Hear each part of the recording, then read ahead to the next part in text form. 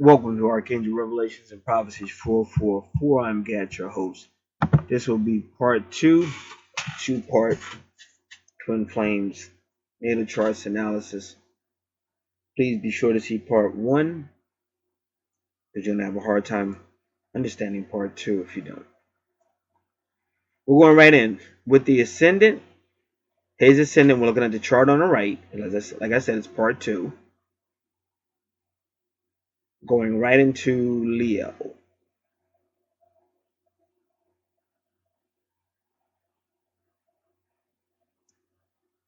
And he's a fiery person. There's a first house. The first house is ruled by Aries, another fire sign. So this is a very fiery person. So we don't know a lot about him yet, but we know they kept bringing up past lives with her, and it was always connected to revolutionary, military. So you can make the assumption that it's going to same is going to be for him. But remember, wherever you see Vesta, that asteroid, you have to be careful because this is where you'll burn out at. So he's a fire sign, but you see the moon right there. Fire signs always connect back to the sun and the moon. But you saw that a little bit on her chart too. One location I was trying to show people was in her 11th house, but it's in other locations as well.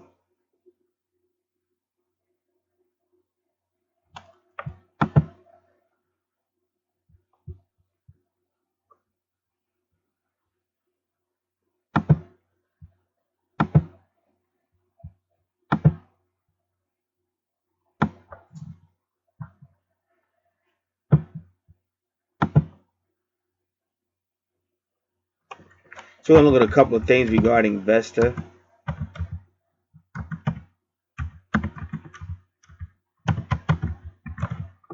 Just give me a moment, I'm pulling it up.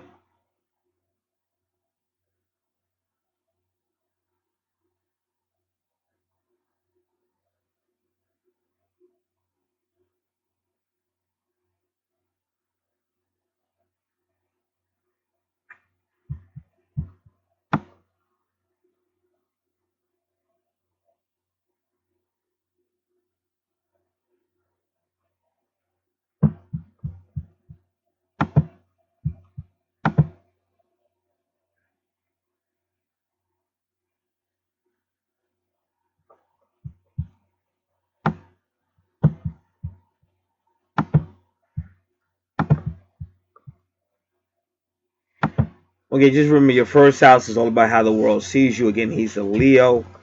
Now, this is why I say you have to listen to part one, because that video was almost like 4 hours, part one. So we're not going to go repeat everything I repeated in part one. So I already explained what the first house is and all that. But this is how people are going to see him. Leo. I will say the Leo rules the fifth house, all about fun, but it's also about romance. He's not afraid to dive into things. Leadership. Leos protect their own, their friends and family, loved ones. Very creative. So you already see that in his first house.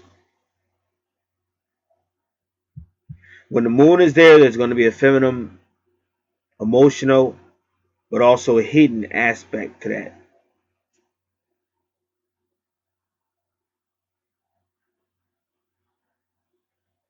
So if something's going on in his moon aspect of his personality, it probably will come out publicly. Because remember, this is the public first house.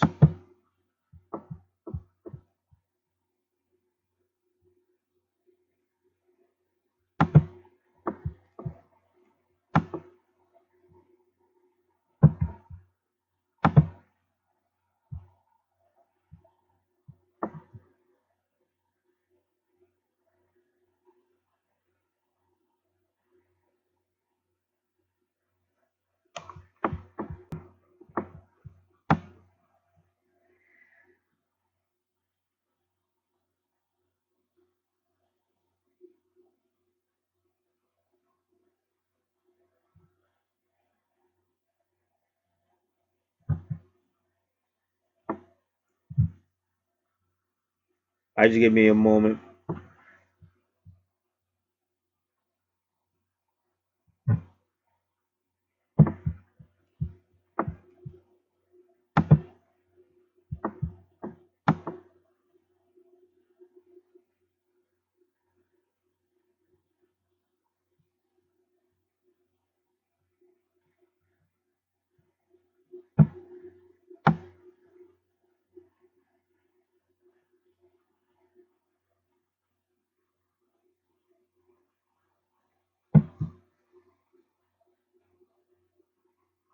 I'm just going to read this. Vesta is the guardian of the hearth and the home. Vesta is the goddess in charge of the eternal flame, the one that keeps the household alive, safe, and well. And I'll say it again, wherever Vesta is on your natal chart, this is where you have to make sure you're getting rest. Otherwise, you will burn out. You might start having health problems and things like that. Vesta is the design representation of the flame inside ourselves, the one that gives us our spark of life.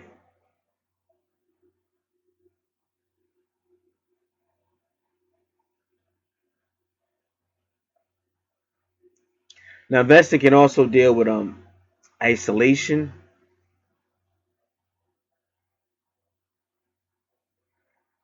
Vesta also represents the young priestess, but unfortunately she was raped.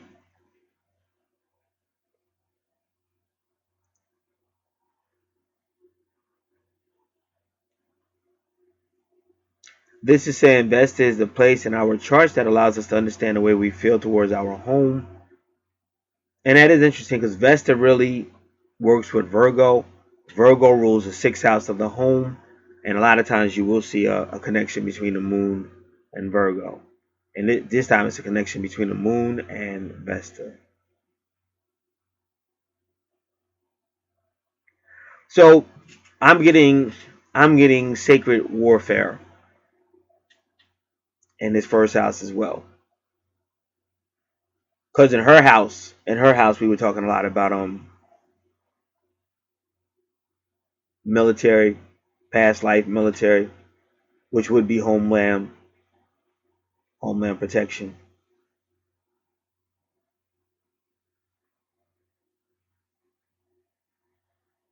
So they say that Vesta is the inspiration inside of yourself that keeps you going.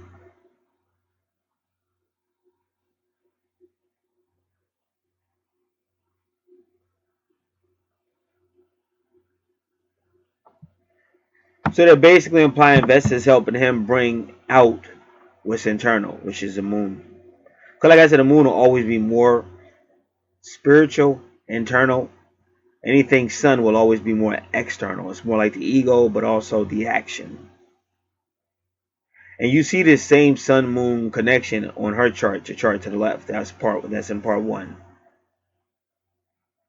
So now it says Vesta was not allowed to fall in love. Now this is important. This is what I'm talking about the temple priestess. Because she's asking me questions, and her chart was a lot of internal. She's holding it all in. She's holding it all in. And again, and we covered that. But whenever you're talking about a relationship, it's kind of essential that you learn how to communicate with the person you're in a relationship with. Because how's a relationship going to stand if you two don't communicate? And if there are issues going on, and maybe they could have got resolved if you were communicating, but you don't communicate, so of course the issue is going to get worse. And both of these people will go at stuff like warriors, but that's not always the best way to handle situations. That's like a leader that has his hand near the nuke button. Doesn't even try to call. Doesn't try to get no type of negotiation going. He's ready to go to war. You might have remembered the movie with Denzel Washington and Gene Hackman. Very good movie.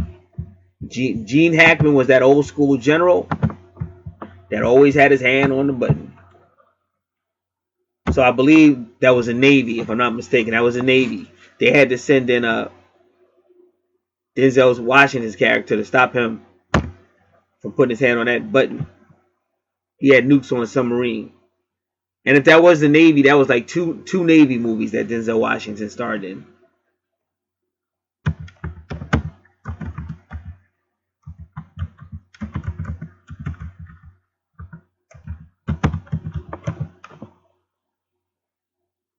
Crimson Tide.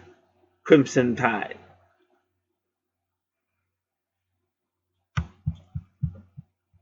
So that's the one thing. Both are warriors, and they apparently were warriors even in a past lives. So that's something they both have to work on.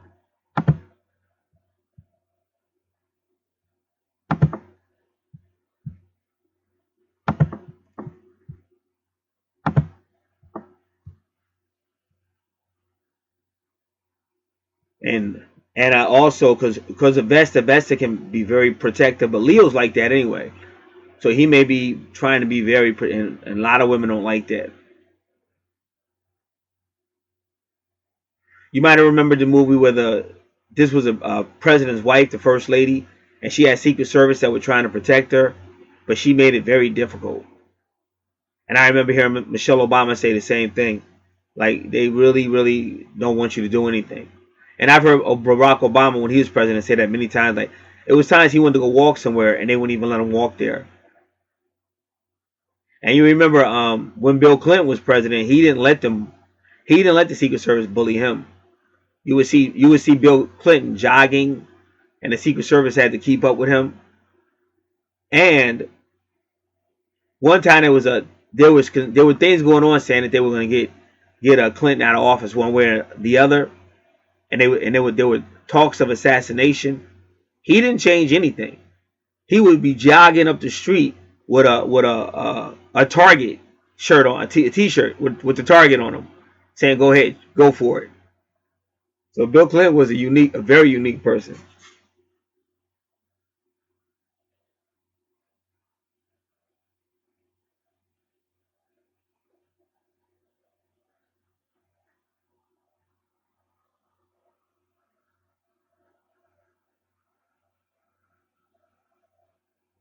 So they're saying Vest is really helping him internally.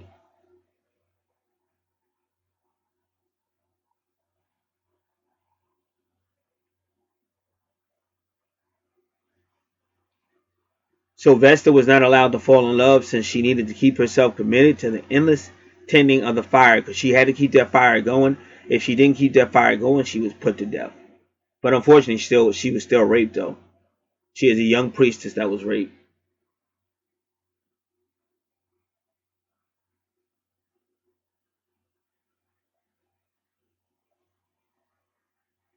She said there are many goddess points for us to look for in our important quest for love, but Vesta is not one of them. So what he's going to have on, if she's reaching out to him, his whole personality, externally and internally, is to not allow that to happen. And that's complex. Cause how you gonna be in a relationship and don't want to love, or how are you gonna be a Leo? Because Leos are very loving. Now people can say whatever they want. You know, they can say, "Oh well, he's not like that," or blah blah blah. But it's still on the chart, so he is like that some type of way. Sometimes things don't come out until certain moments. Like you hear the word trigger, it's still there. Just because it didn't come out yet or whatever doesn't mean it ain't coming out. It's still there. It's something to be mindful of. Again, you won't see this until you get a reading, a natal chart reading. You're not going to see none of this. And then when it does come out, if they don't have a natal chart, they don't have a natal chart reading. When it does come out, they're not going to know what's going on, which means it's only going to make the situation worse than it already is. But he will be very protective of his home and probably his mother because the moon is right there. Now, the other definition is this: in Aries, it could actually be problems between him and his mother. That reading can go either way. He's either going to be very protective of his mother or problems between those two. But with Vesta there, it looks like he would be very protective. And some people have bad relationships with their mother, but they still are very devoted to him. But there's definitely going to be some type of mother-son issue between those two because of Vesta, the moon, in the first house.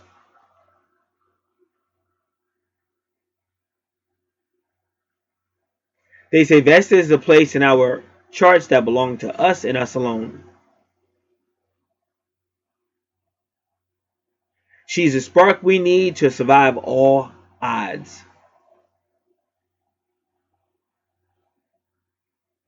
Vesta will keep our spirits intact on the darkest day. She is also the light that guides us and allows us to take joy in our lives and our accomplishments. She is the inner light and the life inside ourselves. This is so deep. I'm glad I found this. That's why I always like to look. Even if I know, I always look it up. Because I always learn stuff. Or I'll see websites that I didn't see before that are adding to the reading. Just like when you get a tarot card reading. It's the same thing. Different cards are going to come up for different times, different days. It's just the way it is. You could ask the same question, but different cards may still come up. It gives you deeper insight.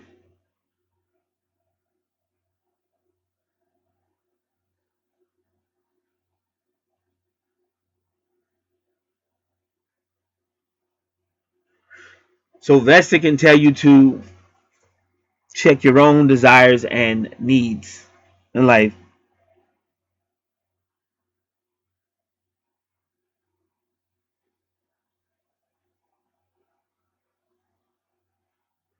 So it's kind of interesting because she started talking about the fifth house, which is ruled by Leo. But I didn't say anything about Leo. I just said Vesta. But for some reason, she's going. That's why I do this, because it's like the universe is talking. Because she's beginning to talk about the fifth house, which is ruled by Leo. So she's talking about Leo, Vesta and Leo.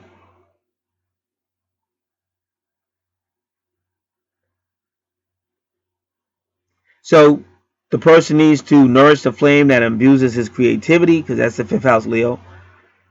For children, you have to deal with your children and their needs. You may have to give them encouragement and pep talks.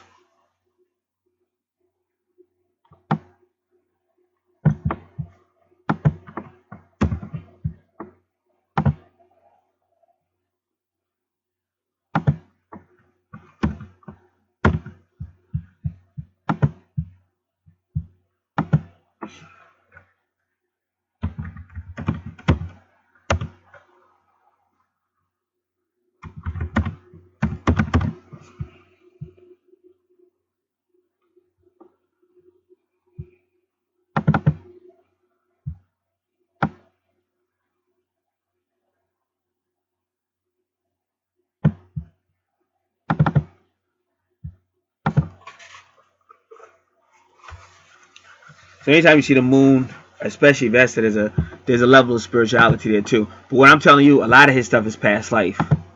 A lot of his first house is past life. And again, we will be comparing at the end of reading his chart. We'll be comparing both these charts to see if they're twin flames.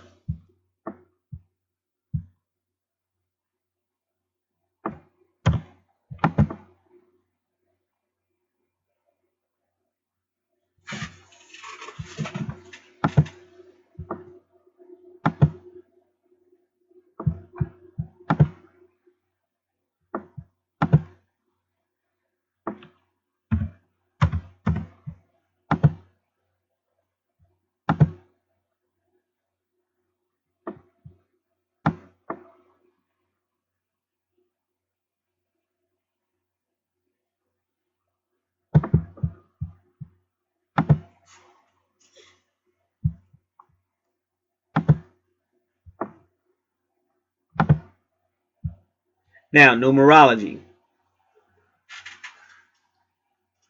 See, with that 33, his Vesta is 833. So this dude has some type of connection to like what you would call secret knowledge. And when I see 33, I sum it all up. It doesn't just include Freemasonry. Cause like me, I know a lot of secret knowledge, but I'm not a Freemason. So it's that type of stuff. It's a lot of knowledge.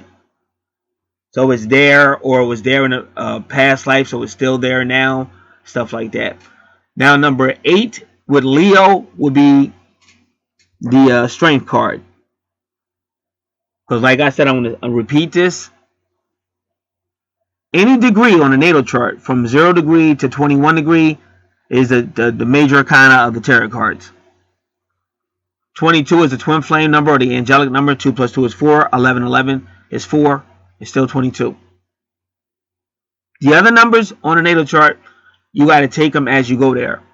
Because a lot of those numbers are for fine-tuned. If you need a more understanding of that house, you use them. And then some of those numbers do mean something, but you got to wait till you get there to look at them.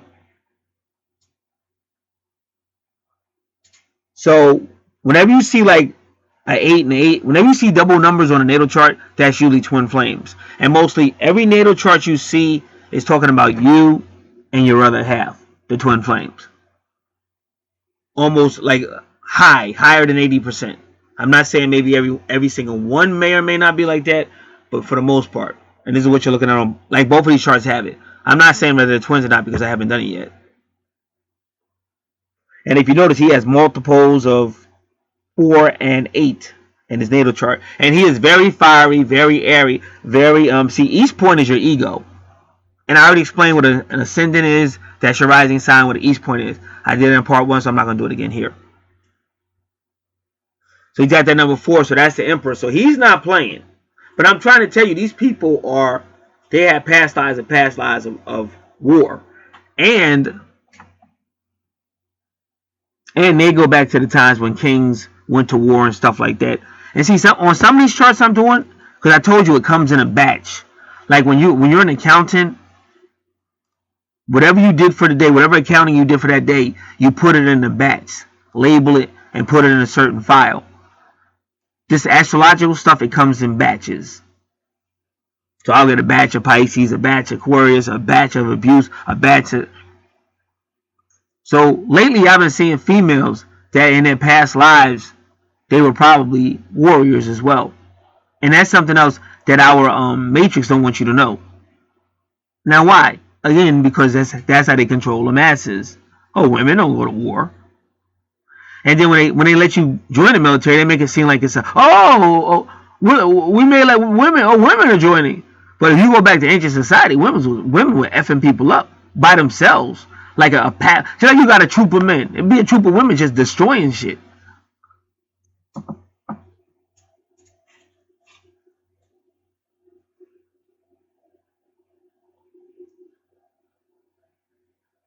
So he's got that whole Aries leader, soldier, warrior, and then he's got the universal motherly presence with him, motivating him internally. I just read something. Now, I'm going to lose a lot of people when I say this, but you have to remember, most people were generally hated in the time frame that they were alive. But history makes them great.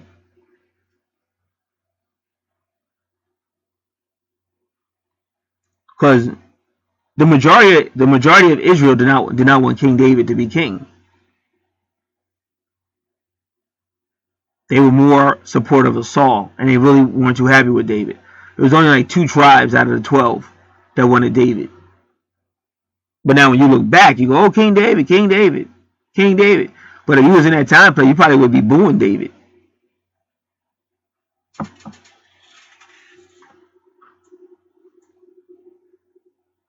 So I was just looking at the news, and they were talking about a certain leader.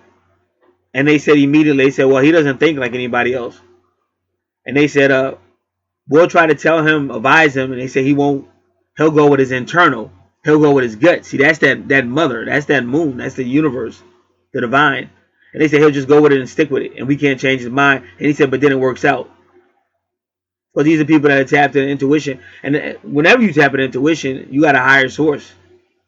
So usually it will always work out. It'll work out if that's what the source is telling you to do. Now his AC, his ascendant, his rising sign, 16 degrees. That's the Tower card, Mars energy. So this dude is a fighter. He ain't backing down. He's a leader. And he's so ready to fight that he's ready to sacrifice. Like he's a guy, he's a father that works all the time for the family because he loves the family.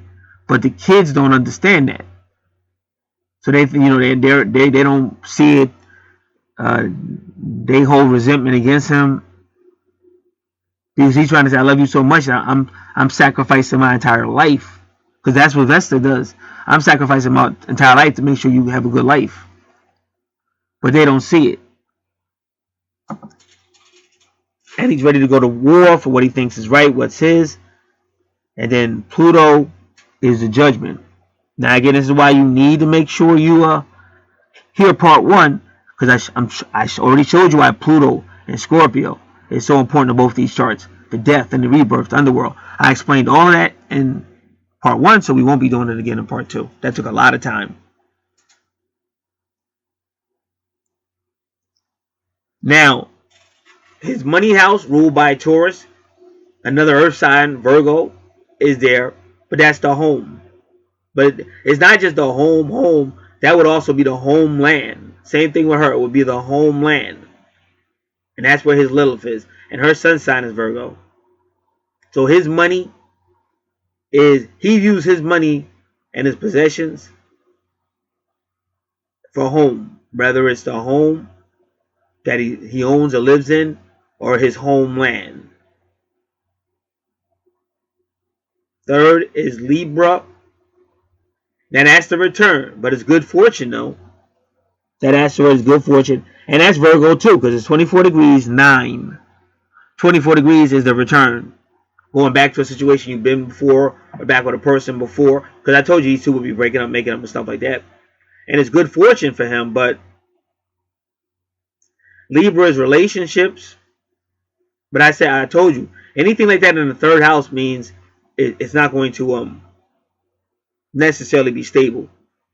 But I already explained all that in the third house, so I'm not going to explain it again here. So you're already saying that any relationship is going to have its not necessarily consistent. Maybe break up, make up.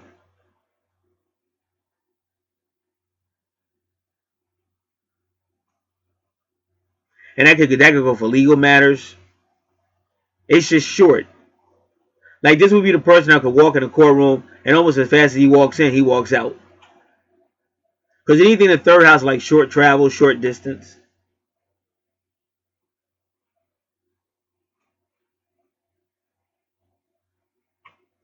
This is a person that might take some night classes in law or something like that. But that'd be short. If he signs a contract, it'll be short term.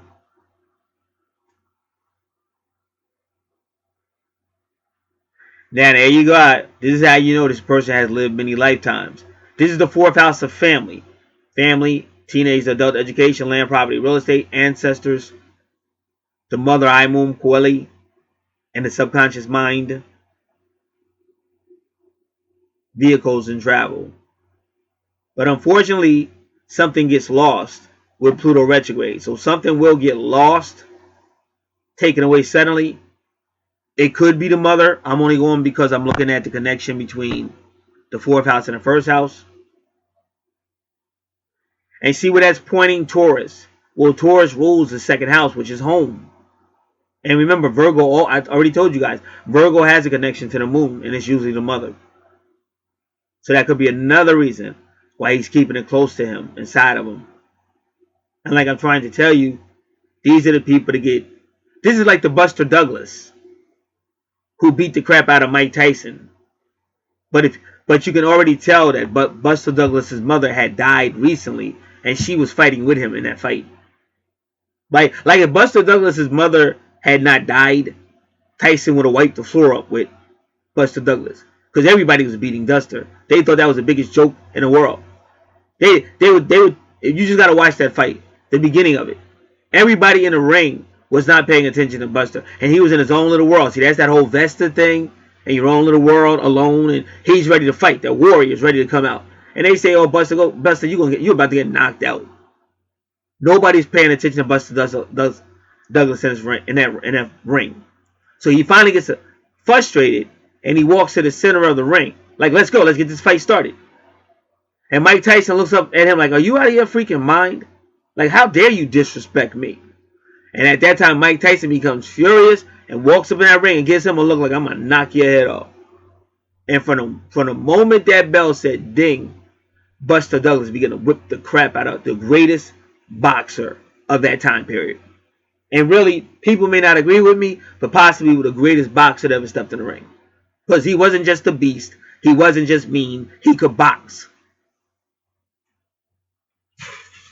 In my opinion, he had the same movements and charisma of a Joe Frazier, and the power is something I can't even compare with. So that's what you're seeing. And 10, but you see he has a lot of good fortune.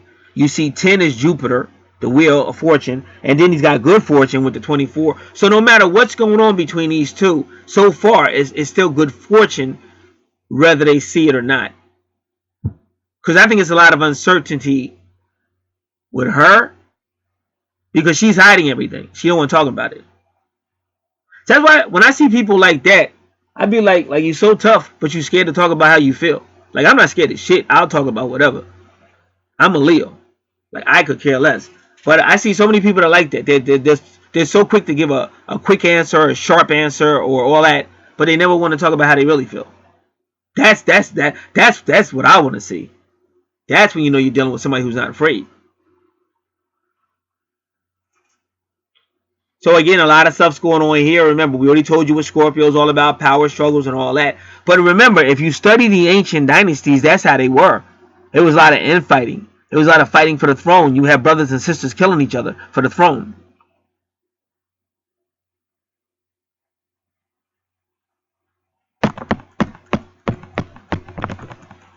So when you go to his 8th house, because Pluto and Scorpio rule the 8th house, you see Pisces. And that's his true north node. So there's a spiritual connection there and a karmic connection, because 21 is karma. It's the world card, bad endings and karma. But we already know that every ending with these people, because of Pluto Scorpio, every ending is a new beginning. And you see 12, you see 20, which is Pluto energy again, about resurrection. 12 is the secrets of the 12th house. And when you go to his 12th house, look who's there. Family. And Venus just stepped in. So that's interesting. So we'll really have to look at that when we get there.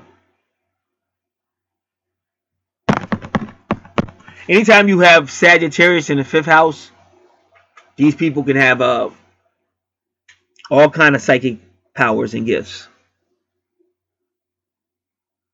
And essentially, Sagittarius is about higher learning, higher travel, fun, because it's in the 5th house. But he may enjoy that type of stuff. Higher study, traveling, going to places. Now look at that. I just told you Venus is 0 degrees is Uranus. Now look what's pointing to Venus. Uranus. And it's right at the crux. Right at the crux. Now, it took a while for the Archangels to give me his time. And I find this ironic, because I had to do it like 3 or 4 times. Now, I did it. Now, I had another reading I did that day, yesterday. And the first time I dropped the cards, they gave me the correct answer the first time. Sometimes you got to ask for clarity. It took me like 3 times and on a 4th.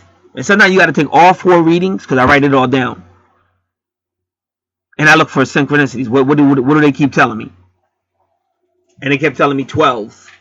12. And that's what I put down. 12 p.m. Now, look.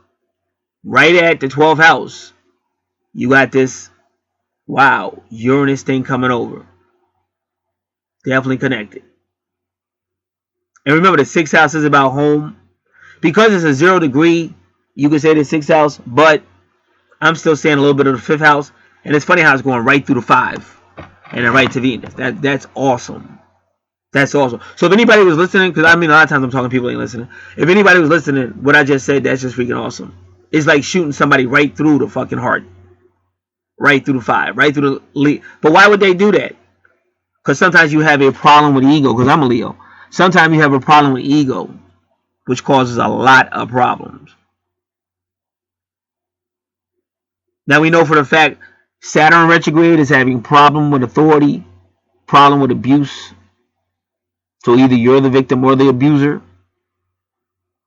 But it told you how to cope with it. Learning how to calm down, being patient. Learning how to speak up for yourself. Learning how to hold people accountable. So that would be the karmic assignment with that Saturn retrograde. Uranus retrograde is somebody who's too extreme. They're either too hot, too cold. They don't know how to just let it be, middle ground. She has the same situation. And if you notice, in both cases, it's right around Capricorn. So that's how you know this. That's a soulmate and a karmic connection. They both need to learn that. So if you want to learn more about it, listen to part 1 because I already explained all that. And they got the same retrogrades in the same sign, Capricorn. So this is a coldness, but that's because past lives, like my moon sign is Capricorn in the 8th house. See, that's an old soul, past lives. And this is going on in Virgo. The 6th house is ruled by Virgo, another earth sign with Capricorn. So they have to learn this because what's happening is they're going to bring it into the family.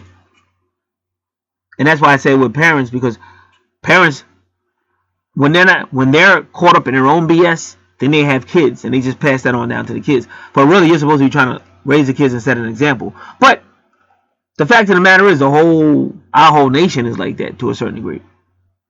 So you have to make sure your kids are prepared for it, because it would be foolish to teach your children to be polite and all that, because they're gonna get jumped on.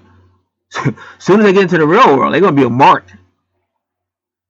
So if that's what the world is, unfortunately, that's what they have to be too. They have to know how to fight and defend themselves, and the world's dysfunctional, so they have to know how to survive in dysfunction, because you can't be with them 24 hours a day. Meaning, if they're alone, they gotta know how to handle themselves. I remember as a kid riding my bike,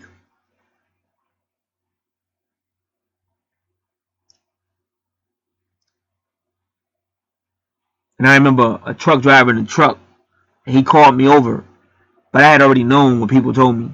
People had told me like kids my age, or a little, like maybe 1 year older than me, and they had told me stuff. Said, truck drivers don't ever go to a truck driver, blah blah blah, because they just do crimes and they go from state to state. And they can't get caught because they don't stay in the state long enough. That's what they told me that when I was real little. Now I'm not saying that's true or not, but that's what I was told when I was little. So as soon as that guy said that, I hauled ass. That might have been one of the fastest times I ever rode my bike. I got up out of there. But my point being made is, your children need to know this stuff. Like when I was little, I knew all that. I knew about racism. I knew all that stuff. Because that's how you stay alive. You don't allow yourself in a situation. That's how a lot of kids get violated, because they don't know. Parents don't tell them, don't teach them, don't prepare them. Remember, all this was brought out in his first house, and now you see it coming out again in a home. So this is abuse and all that kind of stuff. So he's got to make sure he's training his kids. So now we have to go to your 12th house, because the archangels made that important, and now you see it again. See, when Venus is in your 12th house, it usually means a secret lover. And if it's 0 degrees, it's something that comes out of nowhere, because that's Uranus energy. But usually Venus in the 12th house is a secret lover. Now, when you have Cancer in the 6th house, again, it's whatever I said is in the 4th house, ruled by Cancer. But again, this is secrets, subconscious stuff, past lives, things that need to be reckoned with. You can't just hide it. In the 12th house, you're supposed to bring it out so you can deal with it, talk about it, and get healing.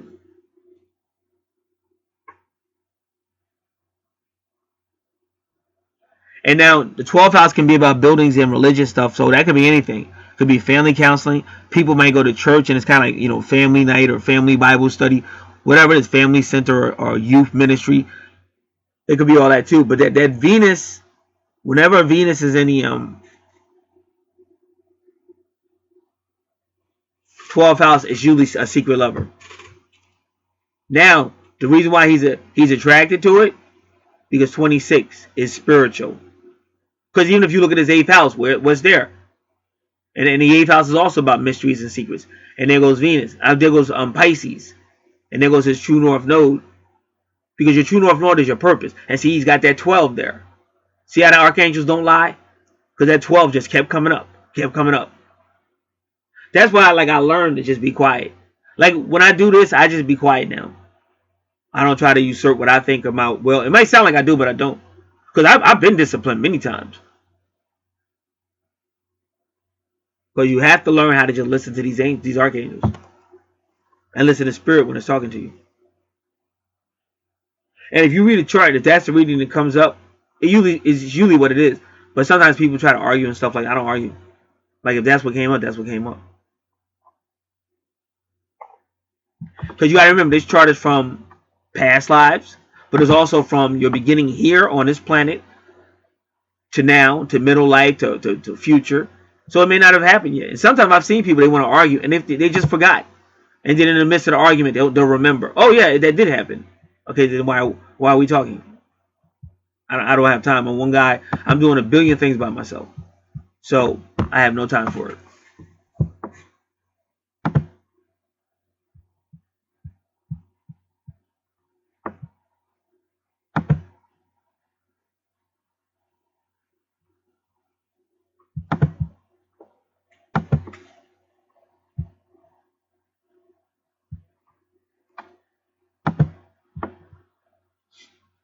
All right.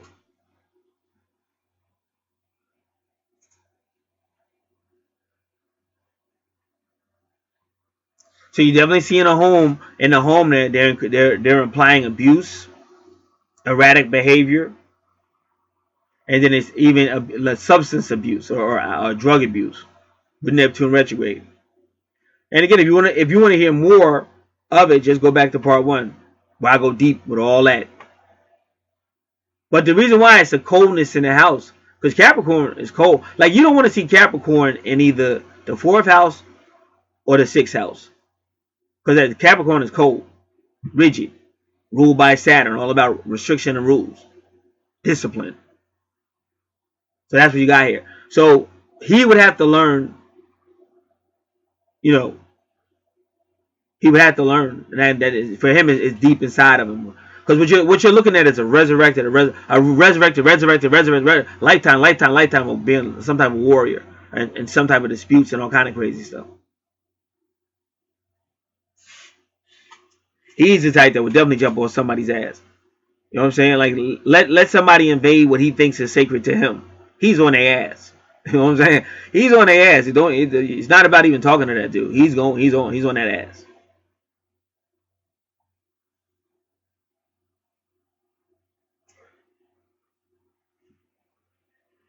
But he gotta learn all that. And then again, like I said, if there is any abuse there or whatever, he gotta get healing and get help for that. Now moving into the 7th house. Now see, this is what I'm trying to tell you. Aquarius again, because Aquarius was big on her chart. And somebody might say, well, is it her? It could be. 1, 2, 3, 4, 5, 6, 7. But Aquarius is not a traditional love. It's anti-traditional. So 7th house is supposed to be, couples, and they make commitment, and could even be a legal situation, might be marriage, and some type of agreements and partnerships. 7th house can also be open enemies and karma. But when Aquarius is there, it could be anything. It could be people that are together, but they're not gonna make it legal. See, with Aquarius, it's anti-typical, and I mean, really, it could go more than that. It could be 2 women, 2 men. It could really go out there. But the soulmate asteroid is there. That's Pallas at 19 degrees. That's Sun. Pallas at 19 degrees.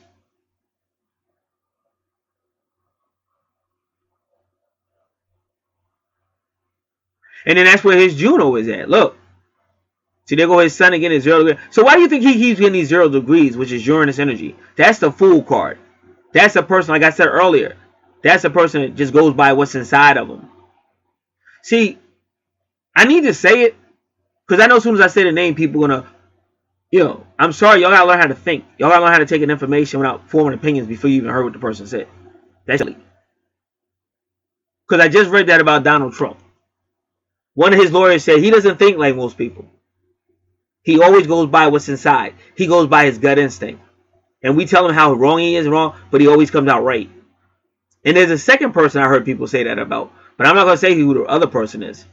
Because this other person is big in history, but kind of got like a bad rep. But they said the same thing about him. All his generals would tell him that can't work. Sir, we're telling you as generals that can't work, and he would stick to it anyway. And they said they would go out there and it would work because you got that feminine, that moon, that feminine inside of you, that feminine inside of you. Just like y'all don't understand when y'all go hell, hell, y'all don't realize that's the same like hell, hell, Hail Mary. That's the feminine, and you get mad, but it's the truth. And you see the same hell being in the Bible. When Tupac said Hail Mary, because he knew the secret knowledge I'm talking about. This goes back to the 33 I just told y'all about in the first house. And look where the 33 is at. First off, number 8 can take you to the 8th house, which is all the mysteries. That's why I spent a long time reading all that 8th house stuff when I got to her chart in part 1. See, it's all secret knowledge. And that stuff don't, like when you die, it don't just leave because you're reborn. And it's still with you, whether you realize it or remember. So he's internal. He's got a lot of internal stuff going on. And that's the Fool. That's why you keep seeing 0. That's the Fool card. Uranus energy. But he listens to the High Priestess. She says, go walk off that cliff and take your dog with you. So if you go to the 0 card, Fool card, Uranus energy, you see the Fool walking off the cliff with the dog. They both going off the cliff because the High Priestess told him to. So when he was putting up his hand, like when you put your hand up, you're taking an oath. And they're going, how? He's saying, I'm going to do whatever the Divine Feminine tells me to do. And if you think I'm wrong, I can show you pictures right now of him bowing down to the Catholics. Or they bowing down, I forget. But somebody's bowing down to somebody, kissing rings and stuff. So if you think he didn't have the blessing, you're out of your freaking mind. Tons of pictures. Because they all knew what was going on. That was an attempt to change the world from the matrix that we're still in. But it was an attempt that failed.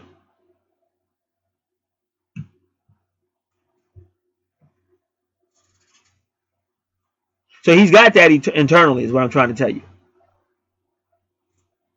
But now, for some reason, in the relationship, in the 7th house, see, I'm noticing one thing about him. See, Libra, go back to Libra. You see good fortune. Libra in the 3rd house. And you do see the Virgo, because number 9 is Virgo. That's the Hermit. Well, why do you think it's the Hermit with Virgo? Because I don't think these two had that emotional connection is needed. There may be some emotions, but it's not the emotional connection that's needed. This is all warrior stuff. Like if you ever watch Shaft, I love you, Shaft. No. And he hang up the phone on her and shit. Like he won't say it. He won't tell her I love you.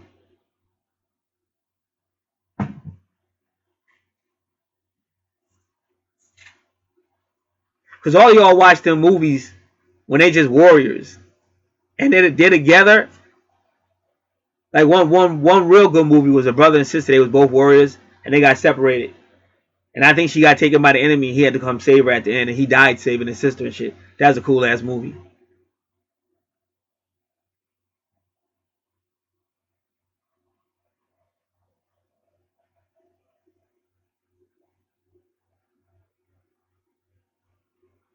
So it blows up with Mars in his 7th house.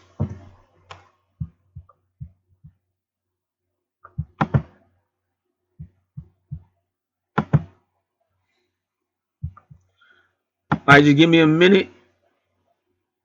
I'm trying to pull up a document, but this thing gives me a hard way to go ever since they upgraded. Sometimes the upgrades don't work as good as they should have.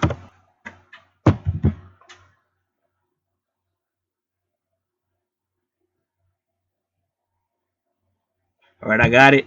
I'm going to hit pause, and then when we come back, we're going to talk about that Mars 29 degrees. Alright.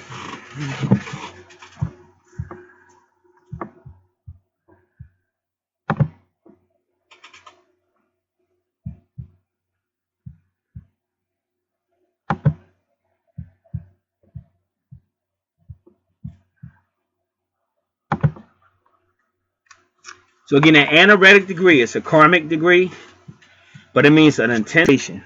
Again, with relationship.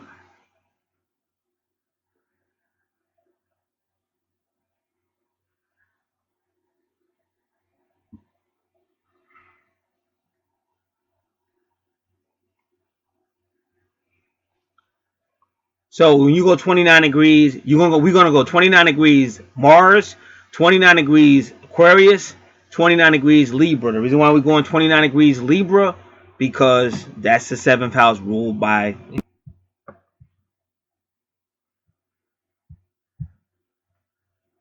And again, it's called the 29th degree, 29 degree, or anaretic degree.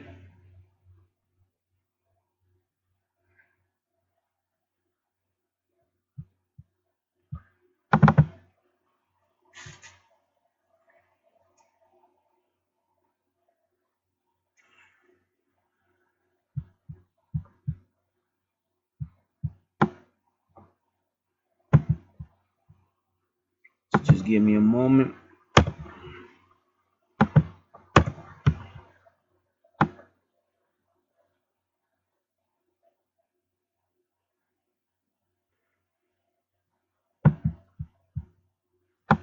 Okay, 29 degrees Libra could signify a divorce.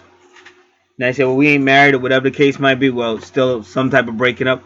Now remember, we already said from part one, this is a situation that's going to die and be reborn and stuff between these two people, and they've been doing this for lifetimes. I'm not saying it's normal and they should keep doing it. I'm saying they've been doing it for lifetimes. And it could also be some type of pressing legal issue.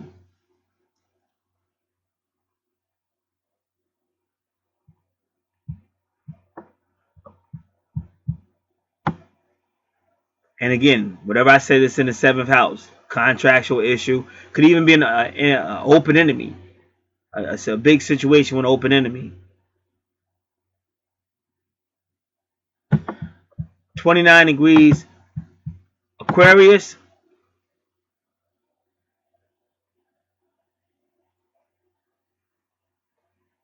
Something may come to an end, or something that's very impactful with friends, friendships, relationships, or even with in-laws.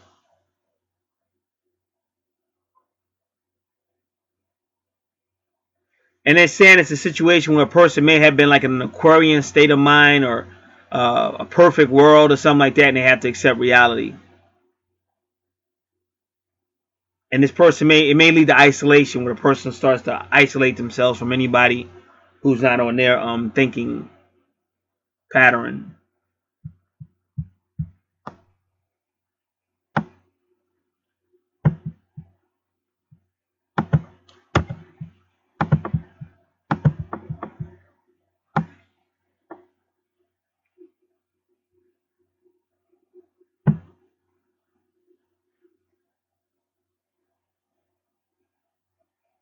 Now, with 29 degrees Mars, could have to do with health issues, but it could also be sexual situations. And me personally, I think it's the same thing you're looking at in the 12th house. That's what I think. Because that'll always be a blow something up if you find out about a secret lover or something like that. But the funny thing is, when it's Aquarian, that's why I try to tell you, it's not going to be traditional or nothing like that. So we already told you about the 8th house, and that's his true north node, basically why he's here. So, if you don't know about the 8th house, just go back to the beginning of part 1, and I explain everything in that 8th house. But with Pisces there, this is going to be psychic, this is going to be spiritual, and all that. And he also got the Curious is the nurturer, that's like the mother nurturer. But anything with 21 is going to be karmic, Saturn energy, that's the world card. 20 is the judgment card, which is about really resurrection. Really, both of them could be about endings or whatever, but resurrection. The number 8, 8th house.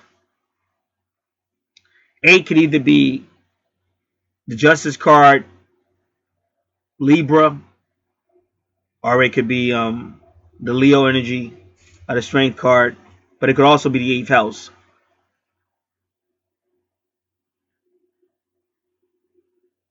And again, Pisces takes you right back to Venus. So I think all of that is that lover, and that lover in the 12th house. Because that could be real explosive when people find out about it or whatever. And if you're really looking, it seems like that's what sets it off. Because that's the first thing I noticed about this chart, them lines and all that. It looked like it's that 0 degree Venus that set all them lines off. And remember that this is military shit. Because that's how, like, any gangster shit, any military, all it takes is one thing to set it off. And it's like, one thing, and you start hitting them guns clicking. One thing. And I'm not saying it's going to be literal guns, metaphorical guns, whatever, but it's going to set it off.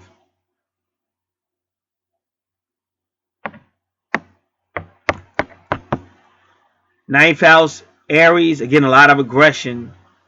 But to understand his ninth house, Aries rules the first house. So this is all fire signs. Aries, first house, Leo, fire sign. Leo rules the fifth house. Sagittarius rules the ninth house. So this is really aggressive movement. But remember, the ninth house is all about higher education, in-laws, higher courts, higher laws, foreigners, foreign speaking, religion, philosophy. But it's major movement. Now, money in the 10th house. So in a way, I get a picture of this guy making big moves. Big moves. Y'all remember what was that nigga's name? Nino Brown and shit. What was that that Ice-T movie with Wesley Snipes? So that's the vibe I get. Dude come out that big Rockwaller dog and shit. Sit your ass. What do you say? Sit your $5 ass down before I make change. And then Martin did it and shit. That shit was funny. So that's what I see with that. Because once again, you see his Pluto ain't taking no shorts, and they go right there. Taurus is always going to be the money or sensuality and stuff like that. But this is the career, and he got Jupiter right there. So this dude, he ain't playing when it comes to that money. And the medium Coeli is part of that true north node. So he got psychic connections going to help him do it. But I think you saw Wesley Snipes doing the same thing. I like the movie Marked for Death with Steven Seagal. It's the same thing. They're using the supernatural. They're using the supernatural to get all that power. But don't feel bad because, like I said, non-melanated people do the same thing. So number 9, again, is that Virgo energy, which is pretty much her energy. That's the Hermit card. 17 is the Aquarius. Again, and that could be her because her true north node is Aquarius. So that could be her again. 7, again, is the Cancer card. That's the Chariot. I mean, it's coming a lot. It's coming fast. But that still got the mother. Because he's motivated by that feminine inside of him. It's the mother. That's Cancer. The mother is ruled by the mother. 4th house, Cancer. But the Chariot card is Cancer. And then he go right into the next house. And this is the 11th house. It's ruled by Aquarius. 0 degree. Uranus again. And that's his sun sign, according to the time that was given, puts him just entering Gemini.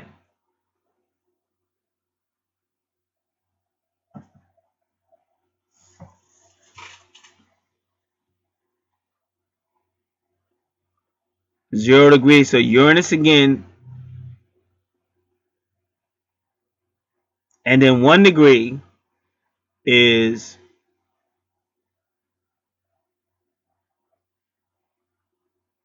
Juno. But even let's say 28, and we 28 usually means like an extremity. But you gotta remember 2 plus 8 is 10, which goes back to 1. And 1 is the Magician card of Mercury. And what happens is the Magician can make you believe anything, even if it ain't real. So you have to remember that. But the Magician card could also make things come out of nowhere, which is still kind of like Uranus energy. So that Juno. So he will find himself in a serious relationship with either an Aquarius or a Gemini, pretty much. Now it could be Virgo only because Mercury is right there. And see how Mercury got 22? That's the twin flame number. 11, 11, 22. It's also angelic number 4. But pretty much would either be a Gemini, and that's our vertex cross is Gemini, or Aquarius, that's a true north node.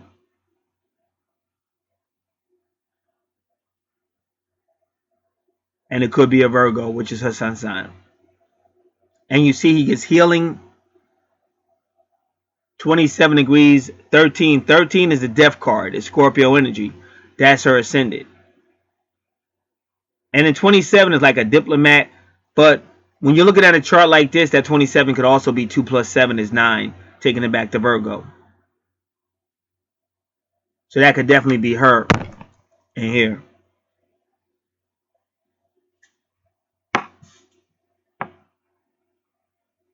And Gemini could be children, brotherhood. See, his 11th house, because 11th house is all about this Aquarius. It's ruled by Aquarius. That's friendship groups, associations, affiliations.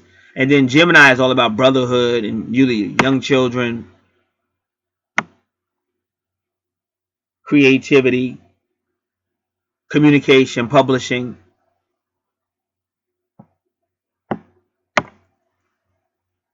And like I said, if you want to know what's in the 12th house, once again, listen to part 1 because I explained all that. Once again, but it is about, you know, things in the subconscious mind, things under the rug. It is about buildings, but this is family. Everything I said, family, education, real estate, all that's going on in the 12th house. But the main concern is not only dealing with these hidden issues concerning the family and 4th house issues, but it's also about that secret love. That Venus is secret love, but he has a connection because of that 26. And that's spiritual. And if I'm not mistaken, it was your chart that I found 26. Yeah, that's why we're trying to tell you. That's why I said when you have people like me or whoever you doing reading for you, the gifted people, whoever, because you might have your own gifts. But just let us do what we got to do, because that's when I saw that 26, and I stopped everything. I started pursuing it. And then now you see it again, 26, right where his secret lover. Because Venus in the 12th house is definitely secret lover.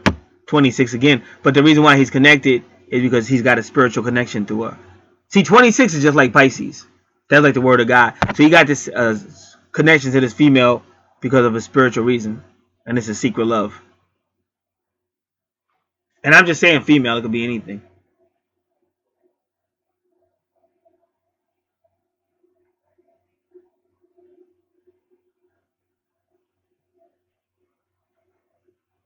So that's why I'm going to repeat what I said in part 1. It was a female. We were hanging out one night after work. We went to this hotel where everybody goes, like all the college people go there and everything. It was a karaoke night. And we ended up at this table where this female was sitting. And I wouldn't talk to her. I'm not going back. I'm not going that deep. I already explained all that in part 1. But I just wouldn't talk with her. But my friend kept telling me to talk to her, but I wouldn't.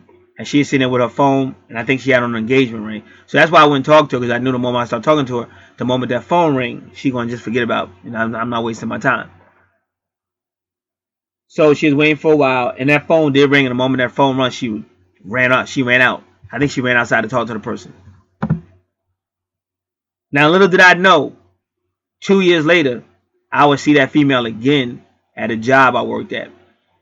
So, and this is long before I understood metaphysics. This is like 2004 to 2006. I didn't meet my twin flame until 2014. Didn't understand what a soulmate and metaphysics and all that twin flame until about late 2014, 2015. But she's coming, but that same female keeps coming up in this reading for some strange reason. So it probably was a purpose for me to connect with her, but I didn't. But the funny thing about it, my friend's brother had a female from the Dominican Republic that looked a lot like her. Yellow skin, real short. So that's how soulmates work. But for whatever reason, that came up at the same time that when I looked at where the current star chart is, which I did include at the end of that video in part 1, it was all about Aquarius, and it was 2626.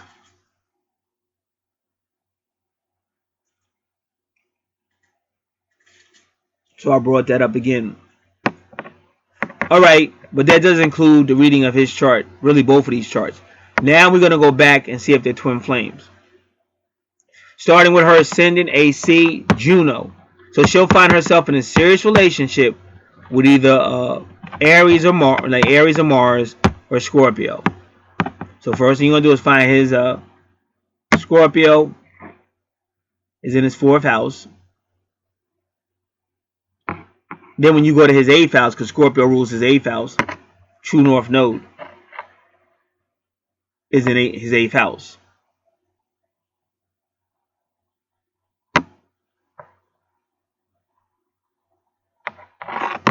And his Leo is in his 1st house, ruled by Aries with the moon, investor. And also, so they both have moon in the 1st house. And you got to know, you would have to study that so you can learn more. But the moon has a lot to do with reincarnation, just so you know. Especially when you're dealing with the moon and the 8th house or the moon in Scorpio. And she definitely has the moon in Scorpio. So you're definitely dealing with reincarnation, past lives, and all that stuff. So you can pretty much say, as we already knew, they both had that connection of past lives and moon. So that would be like a karmic connection or a soulmate connection.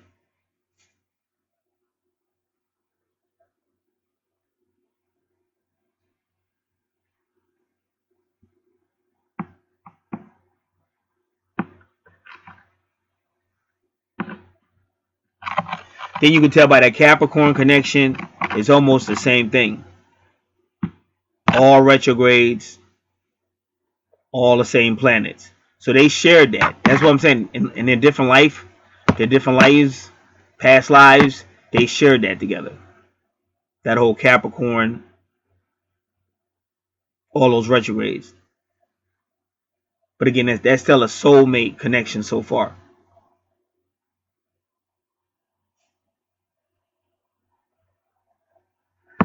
Now, when you look at her Aquarius in her 4th house of family, you see Aquarius in his 7th house of relationships or committed relationships.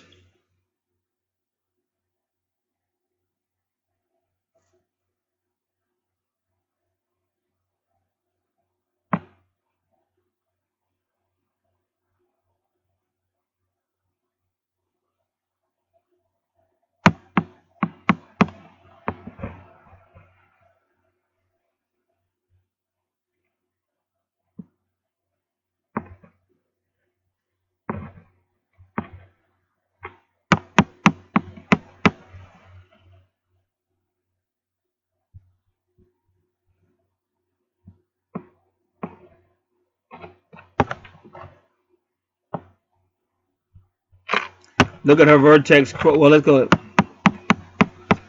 7th house Taurus, but I don't really see any connection with him on that area.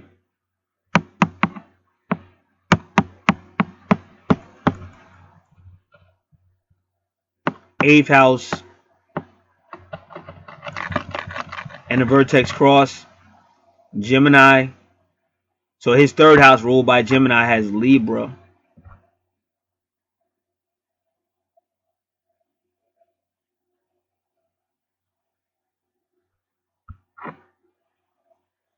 And they both have, oh yeah, both of their Mars is 29 degrees.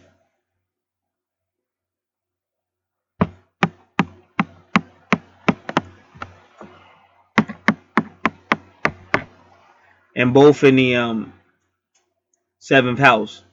So it's the same experience, just a different life, but the same experience. And they might experience it again in this life too. But it's still, to me, it's a soulmate karmic connection.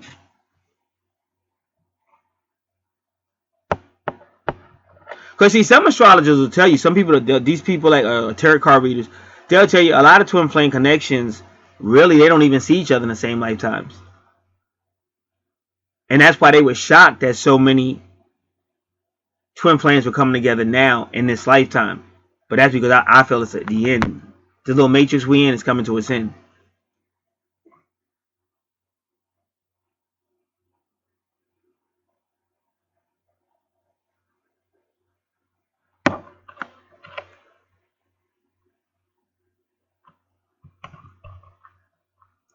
Now her Venus in Leo, so she may have a connection with a Leo, but you have to remember it has to connect though.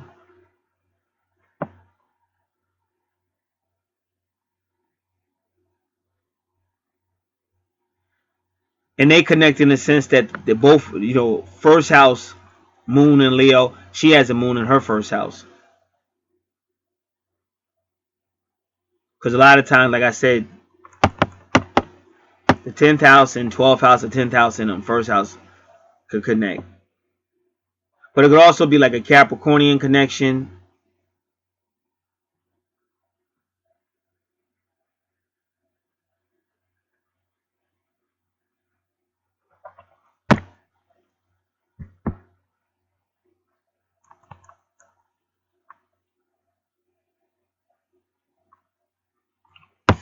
Then Nana is a Virgo Aquarius connection.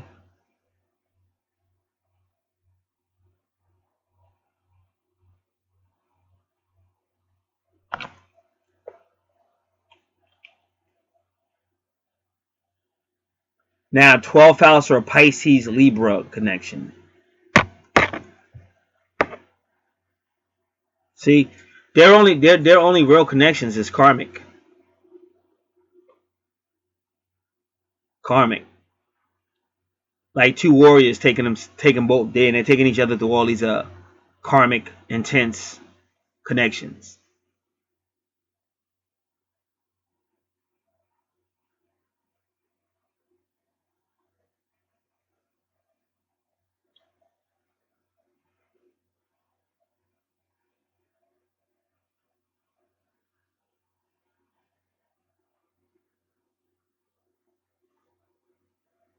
Right? And then when you look at his Moon sign Leo, first house, you do see her with a Venus in Leo in her 10th house.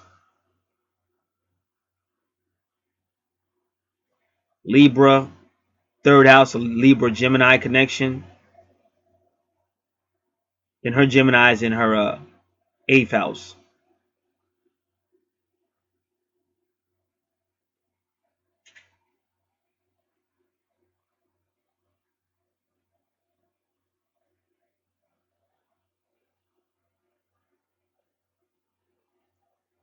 They both have Pluto and Scorpio in the same house. Or in the same sign. I take that same sign.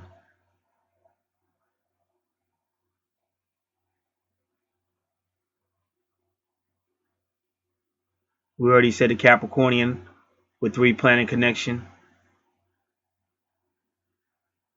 Aquarius in the 7th house.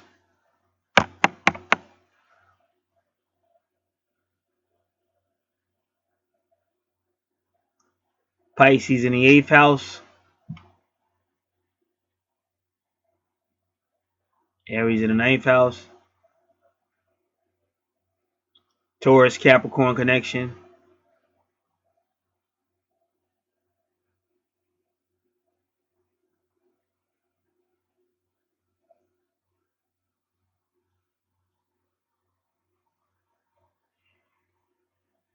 Sun or Juno in either Aquarius, Gemini, could be Virgo because of Mercury, could be, and she has that. She has a Mercury, she has a Virgo, and her Gemini has a vertex. So that's the first one where you see like the Juno.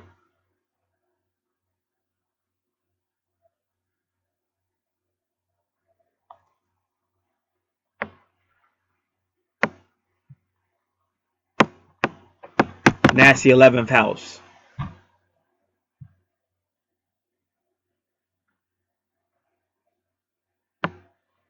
And that's the 11th house. 11th house is ruled by Aquarius.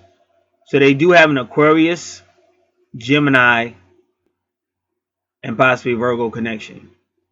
So like I said, her and him have like a sun moon connection as well.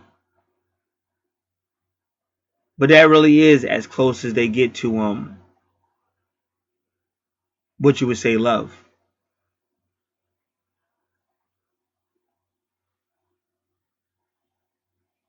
Through Juno. And they both had the 1 degree in that 11th house. Which like I said, that's the Gemini or Magician. Because one person said if you got Libra in the 12th house, it's going to be a lot of lies. One person did say that. Because usually when you do the magician, he's a magician. He just makes you believe shit that is not necessarily really what's going on. And even with number 1 degree with the Juno, but 28 is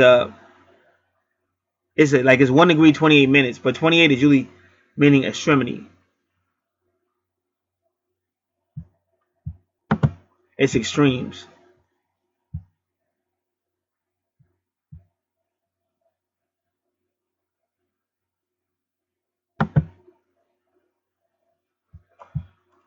So I don't think the internet's going to have anything, but I want to say 1 degree. Say Juno 1 degree.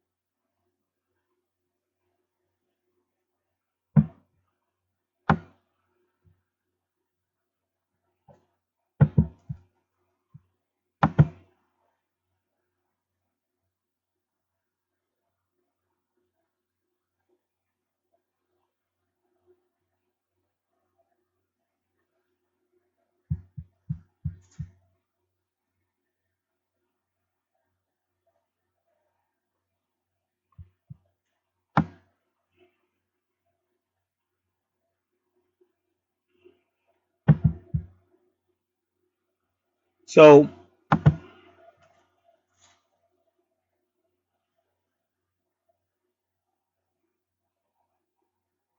but then it gives you 22, and both their Mercuries are at 22. And in her case, her Mercury is retrograde. So it's saying even if she do try to speak, she's not going to be understood. But it's definitely sun. It's sun.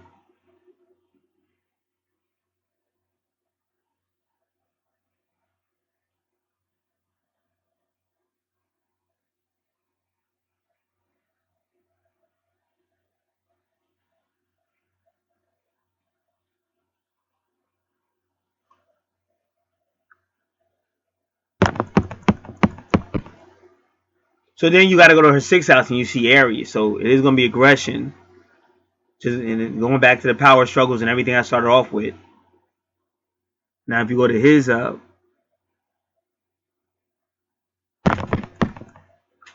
6th house, it's going to be karmic.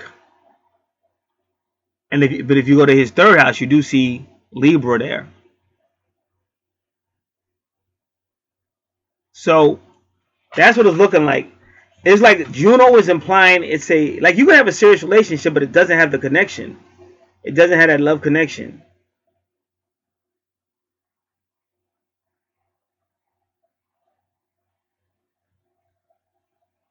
And it's almost like I'm not saying in every house, but the one we're talking about where there's Juno, it's almost like he was reaching out, but it wasn't connecting. And it does go back to what I was saying earlier, like internal and stuff like that. And sometimes Mercury might be a person that is trying to communicate, but they just are not successful for whatever reason.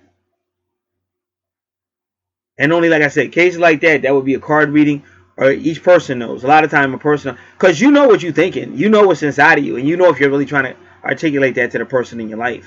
And if you're not, then that's one of the reasons, because there's no communication.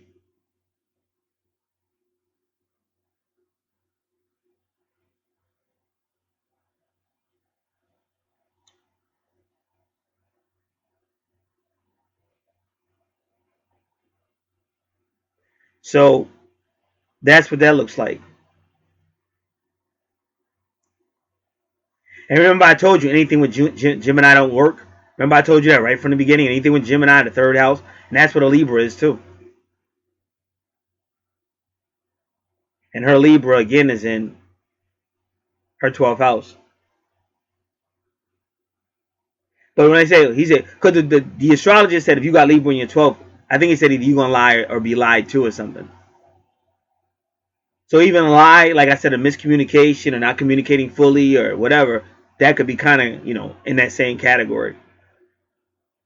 Anything that's not successfully making communication could be put in a lie department, whether it's a lie or not, because you're not doing what you're supposed to be. It's supposed to be communicating, whatever. Let's talk. If I can't talk, would you read this or whatever? I'll do a video you can look at. Whatever you need to do to get this communication going, you got to get it going. Because I honestly believe, remember, all that drama with Mars is in the 7th house. That's ruled by Libra. So that's why this person that's why I be trying to tell people they don't want to listen, because like y'all want to keep arguing. I hate arguing. Let's find out what's going on so we can get it fixed and move on. I'm more that type of person. Because if you're not giving a person what they need and communication is needed in a relationship, of course there's going to be a Venus in the 12th house. The same house where they claim Libra in the 12th house is going to be lying or not really communicating. And I said that if you go all the way back to part 1, I said that. So now you see it again. Remember, everything is karmic. Everything is karmic, especially these two charts are highly karmic. If you do something, it's coming back to you.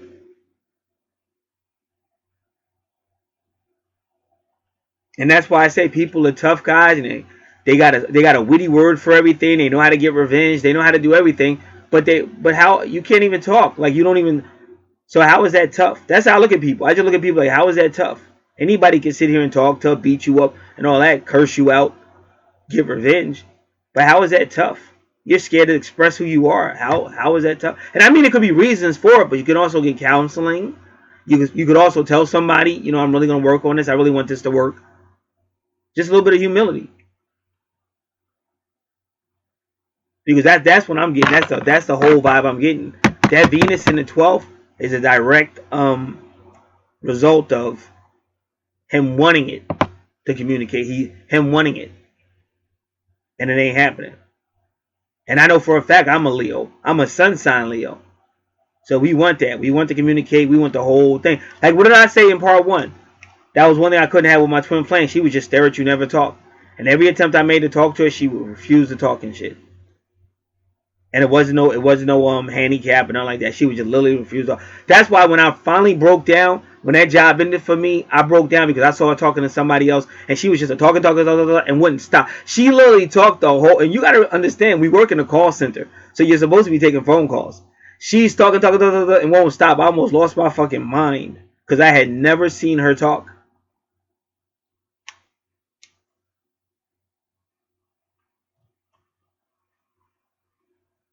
So that's important. So that's what I'm getting out of this one. That's the main reason why Venus is in the house of secret lovers and on his chart. And also, obviously, she is talking, and them two have developed a spiritual connection. So I'm glad that the universe took me to that other chart when I saw 2626 in Aquarius. And that chart is on part 1 at the end of the video if you want to see it. That was the most recent chart as of earlier this morning. So again, it's definitely a karmic relationship, and who knows? Like maybe it would be more if you work on your communication and how you communicate to the person. And I'm not saying that person is perfect. They probably got their own issues as well. But I talked about both charts, brought it all out. But as far as what's really keeping these two people separated is that failure to really communicate. And like I tell anybody, stop the tough guy stuff as much and try to show somebody I really want this to work. I really want to be with you, and let's work this out. This is Get. I'm out.